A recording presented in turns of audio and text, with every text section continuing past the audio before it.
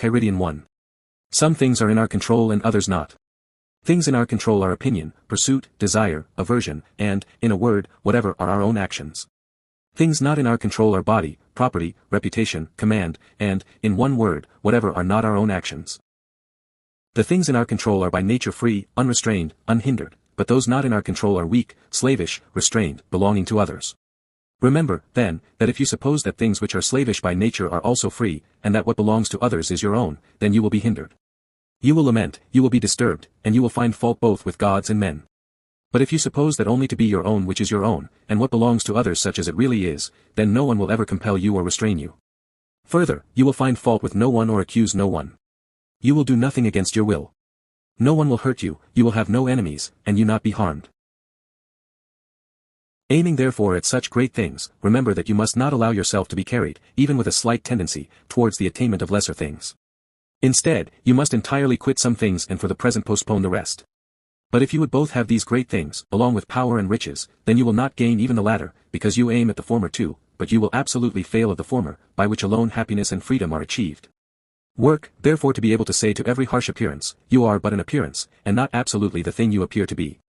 And then examine it by those rules which you have, and first, and chiefly, by this, whether it concerns the things which are in our own control, or those which are not, and, if it concerns anything not in our control, be prepared to say that it is nothing to you.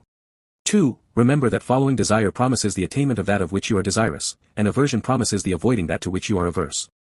However, he who fails to obtain the object of his desire is disappointed, and he who incurs the object of his aversion wretched. If, then, you confine your aversion to those objects only which are contrary to the natural use of your faculties, which you have in your own control, you will never incur anything to which you are averse. But if you are averse to sickness, or death, or poverty, you will be wretched.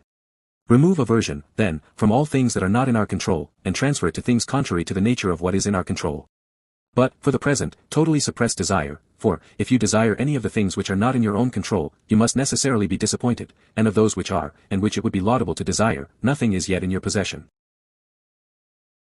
Use only the appropriate actions of pursuit and avoidance, and even these lightly, and with gentleness and reservation.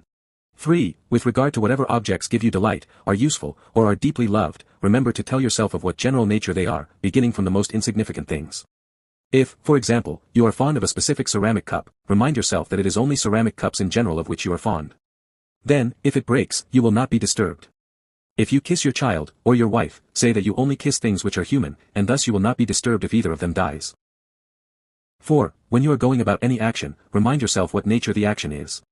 If you are going to bathe, picture to yourself the things which usually happen in the bath. Some people splash the water, some push, some use abusive language, and others steal. Thus you will more safely go about this action if you say to yourself, I will now go bathe, and keep my own mind in a state conformable to nature. And in the same manner with regard to every other action. For thus, if any hindrance arises in bathing, you will have it ready to say, it was not only to bathe that I desired, but to keep my mind in a state conformable to nature, and I will not keep it if I am bothered at things that happen. 5. Men are disturbed, not by things, but by the principles and notions which they form concerning things. Death, for instance, is not terrible, else it would have appeared so to Socrates. But the terror consists in our notion of death that it is terrible. When therefore we are hindered, or disturbed, or grieved, let us never attribute it to others, but to ourselves, that is, to our own principles. An uninstructed person will lay the fault of his own bad condition upon others. Someone just starting instruction will lay the fault on himself. Some who is perfectly instructed will place blame neither on others nor on himself. 6. Don't be prideful with any excellence that is not your own. If a horse should be prideful and say, I am handsome, it would be supportable. But when you are prideful, and say, I have a handsome horse, know that you are proud of what is, in fact, only the good of the horse. What, then, is your own? Only your reaction to the appearances of things. Thus, when you behave conformably to nature in reaction to how things appear, you will be proud with reason, for you will take pride in some good of your own. 7. Consider when, on a voyage, your ship is anchored. If you go on shore to get water you may along the way amuse yourself with picking up a shellfish, or an onion. However, your thoughts and continual attention ought to be bent towards the ship, waiting for the captain to call on board. You must then immediately leave all these things, otherwise you will be thrown into the ship, bound neck and feet like a sheep. So it is with life. If, instead of an onion or a shellfish, you are given a wife or child, that is fine. But if the captain calls, you must run to the ship, leaving them, and regarding none of them.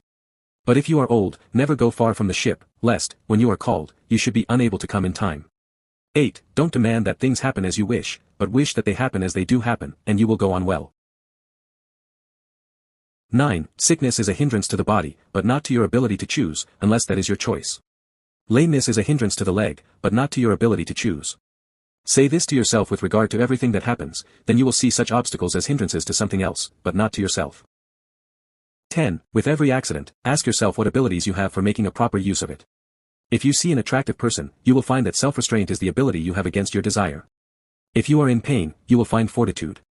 If you hear unpleasant language, you will find patience. And thus habituated, the appearances of things will not hurry you away along with them. 11. Never say of anything, I have lost it, but, I have returned it. Is your child dead? It is returned. Is your wife dead? She is returned. Is your estate taken away?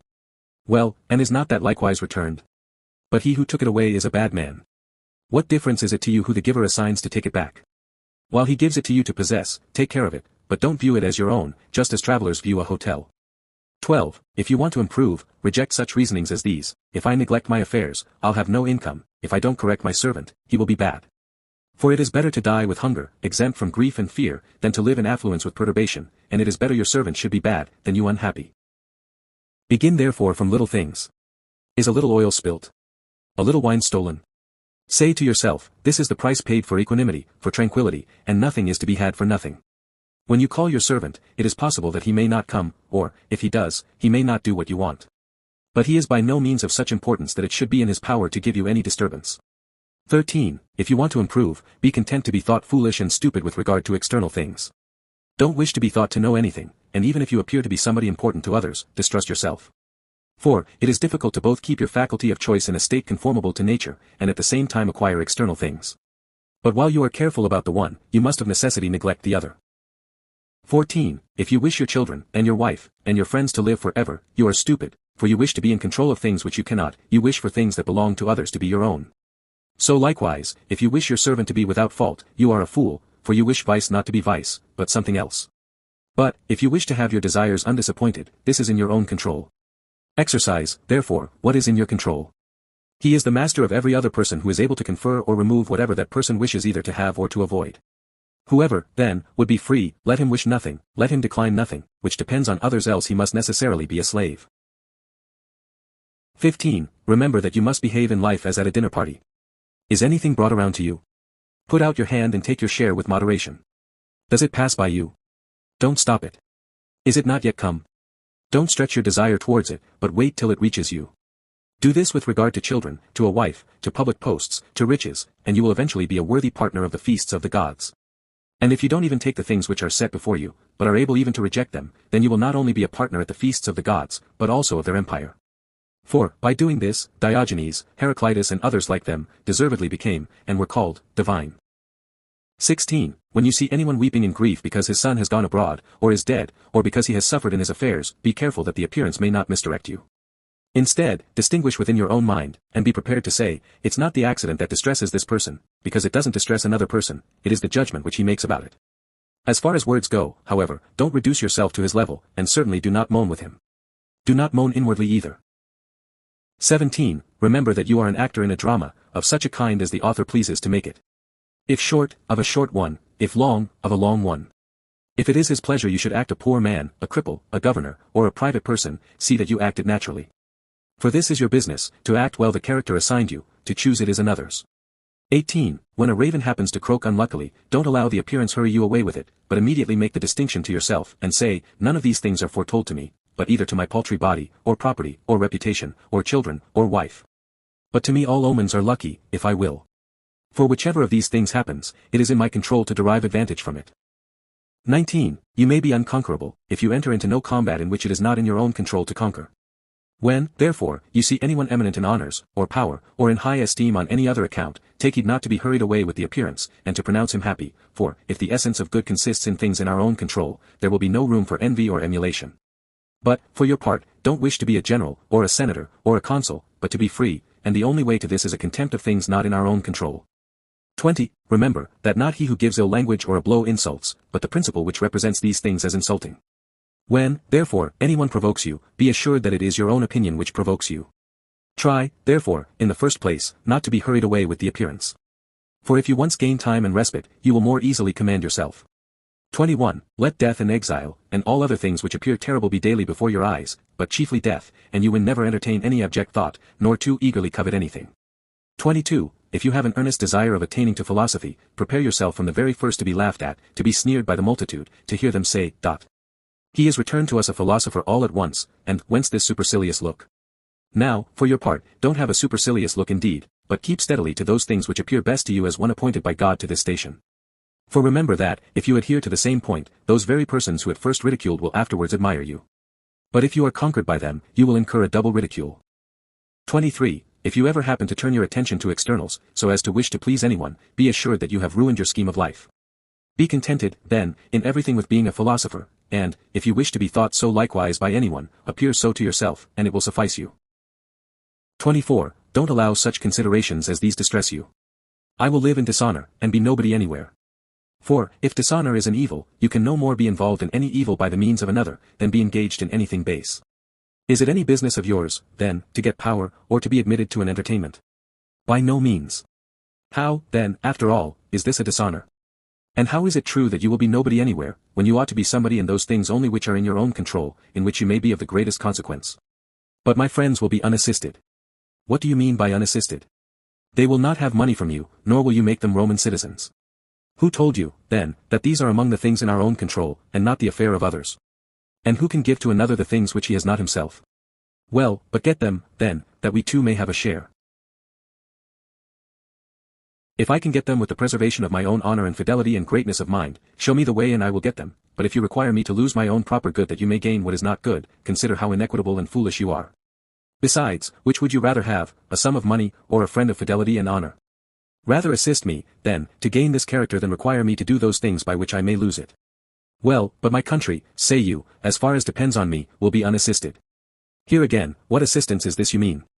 It will not have porticos nor baths of your providing. And what signifies that? Why, neither does a smith provide it with shoes, or a shoemaker with arms. It is enough if everyone fully performs his own proper business. And were you to supply it with another citizen of honor and fidelity, would not he be of use to it? Yes. Therefore neither are you yourself useless to it. What place, then, say you, will I hold in the state? Whatever you can hold with the preservation of your fidelity and honor.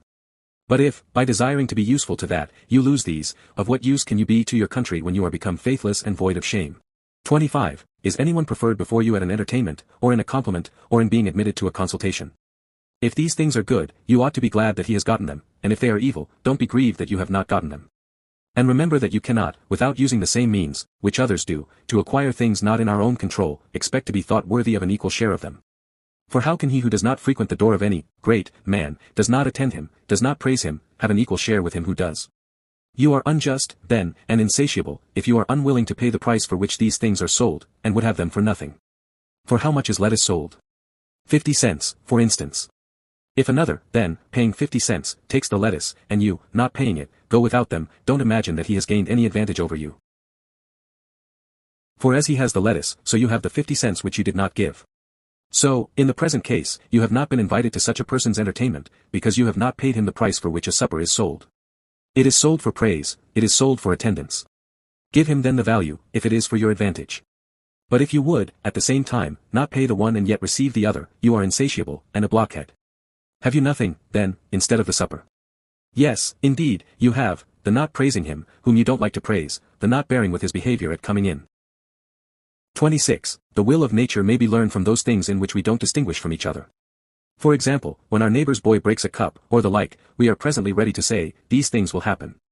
Be assured, then, that when your own cup likewise is broken, you ought to be affected just as when another's cup was broken. Apply this in like manner to greater things. Is the child or wife of another dead? There is no one who would not say, this is a human accident, but if anyone's own child happens to die, it is presently, alas how wretched am I. But it should be remembered how we are affected in hearing the same thing concerning others. 27. As a mark is not set up for the sake of missing the aim, so neither does the nature of evil exist in the world. 28. If a person gave your body to any stranger he met on his way, you would certainly be angry. And do you feel no shame in handing over your own mind to be confused and mystified by anyone who happens to verbally attack you? 29. In every affair consider what precedes and follows, and then undertake it. Otherwise you will begin with spirit, but not having thought of the consequences, when some of them appear you will shamefully desist. I would conquer at the Olympic Games. But consider what precedes and follows, and then, if it is for your advantage, engage in the affair. You must conform to rules, submit to a diet, refrain from dainties, exercise your body, whether you choose it or not, at a stated hour, in heat and cold. You must drink no cold water, nor sometimes even wine. In a word, you must give yourself up to your master, as to a physician. Then, in the combat, you may be thrown into a ditch, dislocate your arm, turn your ankle, swallow dust, be whipped, and, after all, lose the victory. When you have evaluated all this, if your inclination still holds, then go to war. Otherwise, take notice, you will behave like children who sometimes play like wrestlers, sometimes gladiators, sometimes blow a trumpet, and sometimes act a tragedy when they have seen and admired these shows. Thus you too will be at one time a wrestler, at another a gladiator, now a philosopher, then an orator, but with your whole soul, nothing at all. Like an ape, you mimic all you see, and one thing after another is sure to please you, but is out of favor as soon as it becomes familiar. For you have never entered upon anything considerately, nor after having viewed the whole matter on all sides, or made any scrutiny into it, but rashly, and with a cold inclination. Thus some, when they have seen a philosopher and heard a man speaking like Euphrates, though, indeed, who can speak like him, have a mind to be philosophers too. Consider first, man, what the matter is, and what your own nature is able to bear. If you would be a wrestler, consider your shoulders, your back, your thighs, for different persons are made for different things.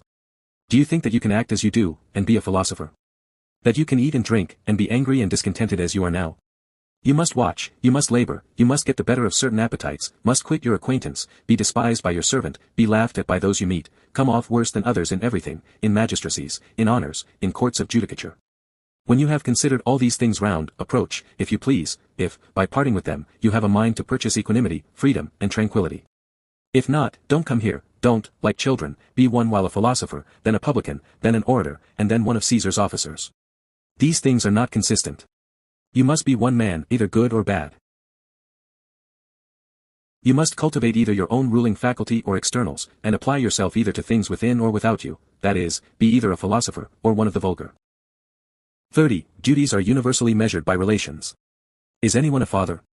If so, it is implied that the children should take care of him, submit to him in everything, patiently listen to his reproaches, his correction. But he is a bad father. Is you naturally entitled, then, to a good father? No, only to a father. Is a brother unjust? Well, keep your own situation towards him. Consider not what he does, but what you are to do to keep your own faculty of choice in a state conformable to nature. For another will not hurt you unless you please. You will then be hurt when you think you are hurt. In this manner, therefore, you will find, from the idea of a neighbor, a citizen, a general, the corresponding duties if you accustom yourself to contemplate the several relations. 31. Be assured that the essential property of piety towards the gods is to form right opinions concerning them, as existing, aye, and as governing the universe with goodness and justice.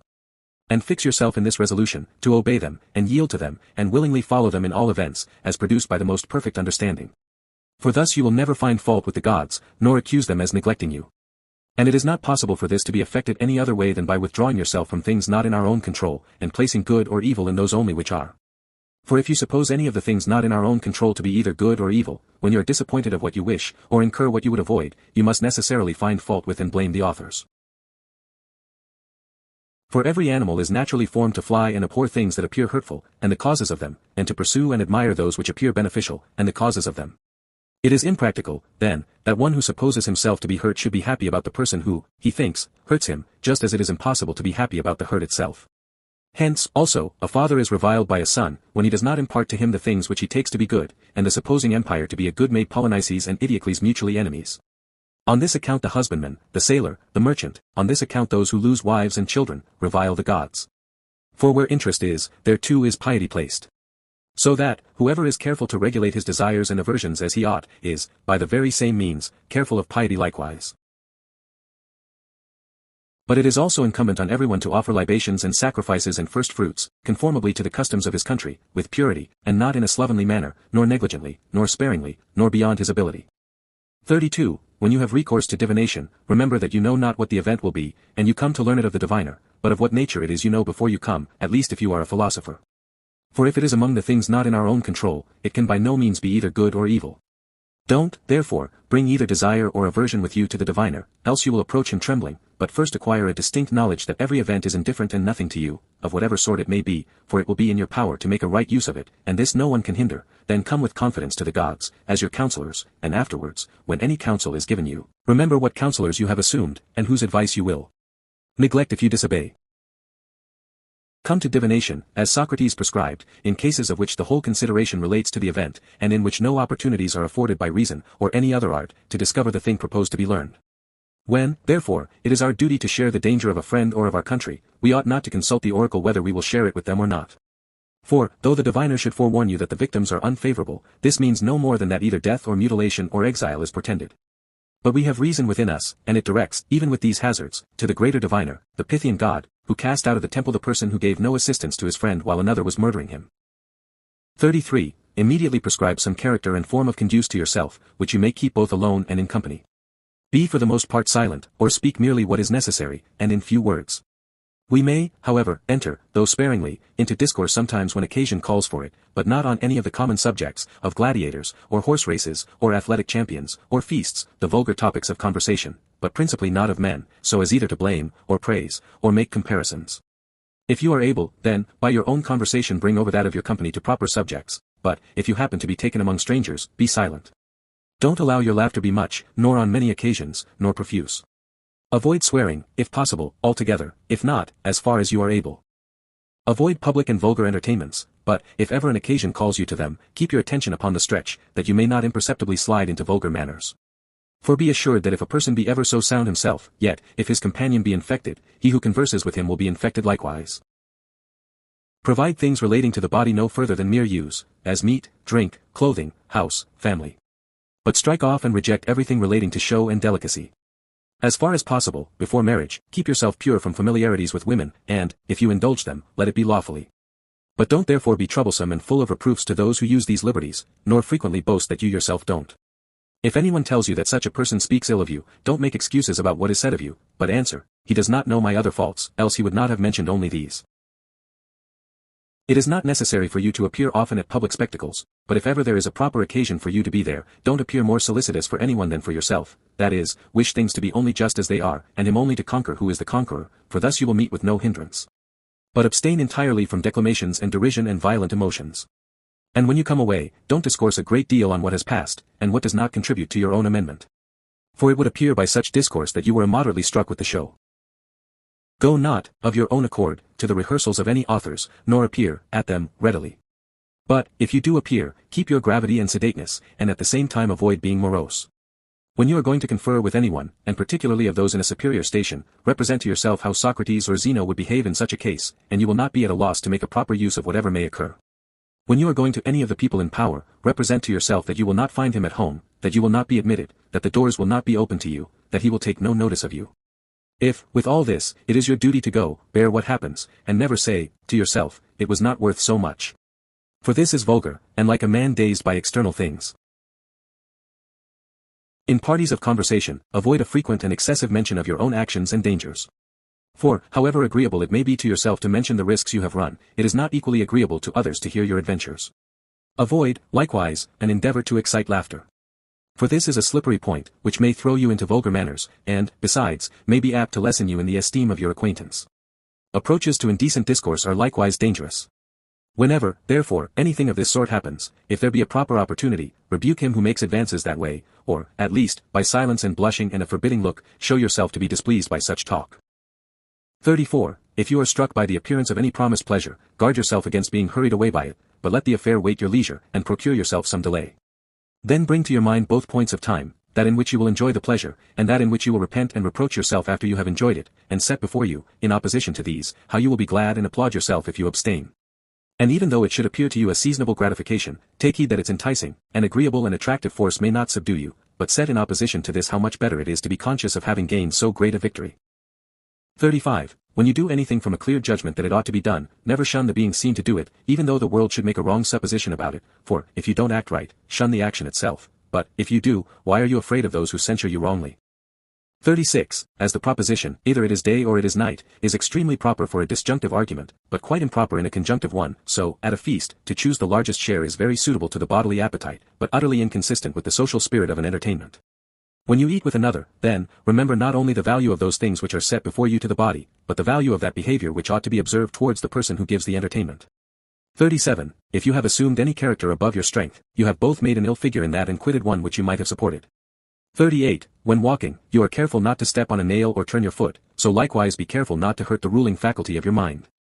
And, if we were to guard against this in every action, we should undertake the action with the greater safety. 39. The body is to everyone the measure of the possessions proper for it, just as the foot is of the shoe. If, therefore, you stop at this, you will keep the measure, but if you move beyond it, you must necessarily be carried forward, as down a cliff, as in the case of a shoe. If you go beyond its fitness to the foot, it comes first to be gilded, then purple, and then studded with jewels. For to that which once exceeds a due measure, there is no bound. 40. Women from 14 years old are flattered with the title of mistresses by the men. Therefore, perceiving that they are regarded only as qualified to give the men pleasure, they begin to adorn themselves, and in that to place all their hopes. We should, therefore, fix our attention on making them sensible that they are valued for the appearance of decent, modest, and discreet behavior. 41. It is a mark of want of genius to spend much time in things relating to the body, as to be long in our exercises, in eating and drinking, and in the discharge of other animal functions. These should be done incidentally and slightly, and our whole attention be engaged in the care of the understanding. 42. When any person harms you, or speaks badly of you, remember that he acts or speaks from a supposition of its being his duty. Now, it is not possible that he should follow what appears right to you, but what appears so to himself. Therefore, if he judges from a wrong appearance, he is the person hurt, since he too is the person deceived.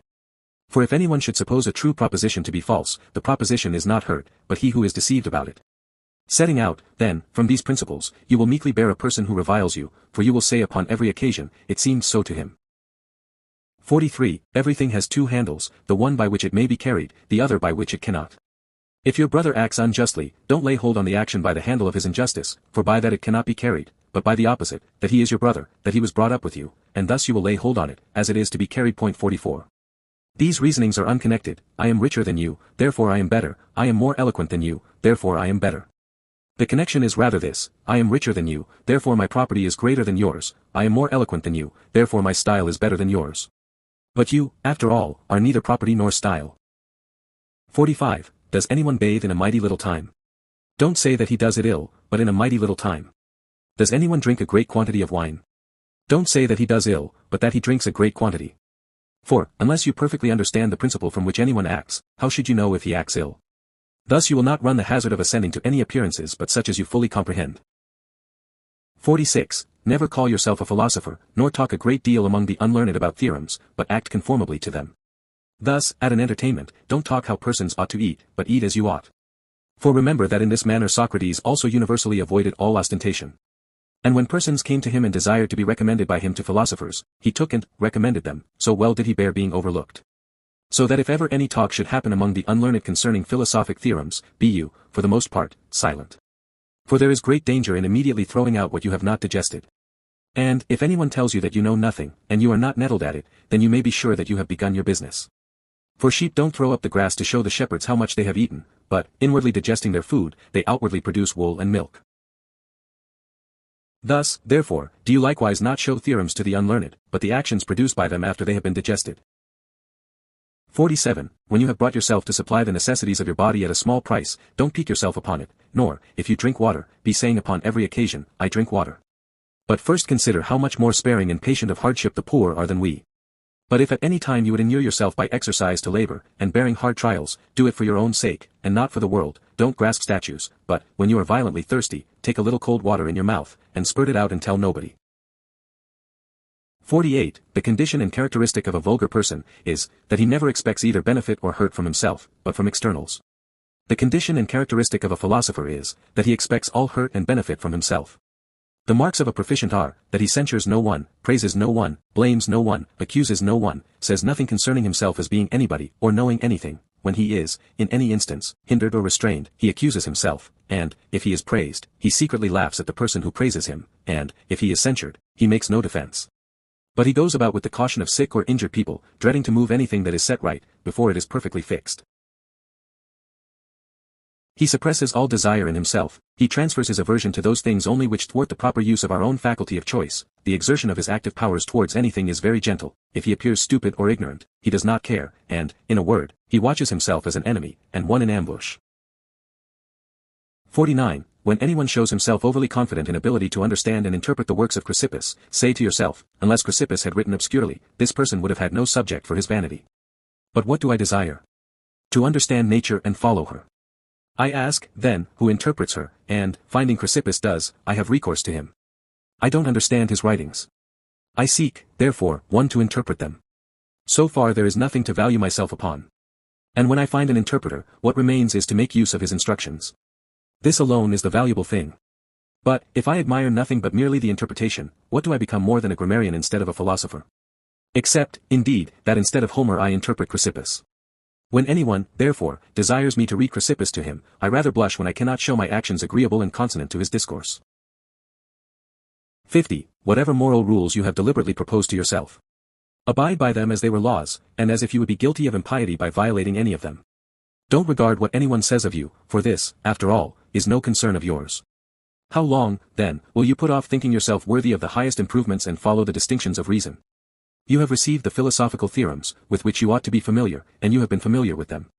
What other master, then, do you wait for, to throw upon that the delay of reforming yourself? You are no longer a boy, but a grown man. If, therefore, you will be negligent and slothful, and always add procrastination to procrastination, purpose to purpose, and fix day after day in which you will attend to yourself, you will insensibly continue without proficiency, and, living and dying, persevere in being one of the vulgar. This instant, then, think yourself worthy of living as a man grown up, and a proficient. Let whatever appears to be the best be to you an inviolable law. And if any instance of pain or pleasure, or glory or disgrace, is set before you, remember that now is the combat, now the Olympiad comes on, nor can it be put off. By once being defeated and giving way, proficiency is lost, or by the contrary preserved. Thus Socrates became perfect, improving himself by everything, attending to nothing but reason. And though you are not yet a Socrates, you ought, however, to live as one desirous of becoming a Socrates. 51. The first and most necessary topic in philosophy is that of the use of moral theorems, such as, we ought not to lie. The second is that of demonstrations, such as, what is the origin of our obligation not to lie. The third gives strength and articulation to the other two, such as, what is the origin of this is a demonstration. For what is demonstration? What is consequence? What contradiction? What truth? What falsehood? The third topic, then, is necessary on the account of the second, and the second on the account of the first. But the most necessary, and that whereon we ought to rest, is the first. But we act just on the contrary. For we spend all our time on the third topic, and employ all our diligence about that, and entirely neglect the first. Therefore, at the same time that we lie, we are immediately prepared to show how it is demonstrated that lying is not right. 52. Upon all occasions we ought to have these maxims ready at hand. Conduct me, Jove, and you, zero destiny. Wherever your decrees have fixed my station. Cleanthes, I follow cheerfully, and, did I not, wicked and wretched, I must follow still. Whoever yields properly to fate, is deemed wise among men, and knows the laws of heaven. Euripides, Frag. 965. And this third, zero credo, if it thus pleases the gods, thus let it be. Anytus and Melitus may kill me indeed, but hurt me they cannot. Plato's Crito and Apology. The end.